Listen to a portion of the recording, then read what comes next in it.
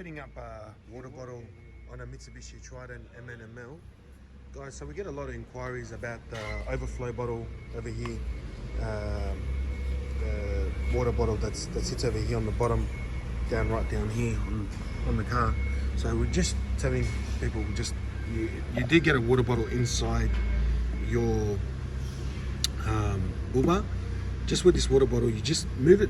So the manufacturer's advisors, they just move it as close as possible to the firewall. You know, we had some kind of bracket over here, piece of metal we had in our workshop, which we used, but it was basically, you know, sits right there. Wire original goes back on. The hose goes back on, which is that one there. So a bit hard to see, but there goes back into the original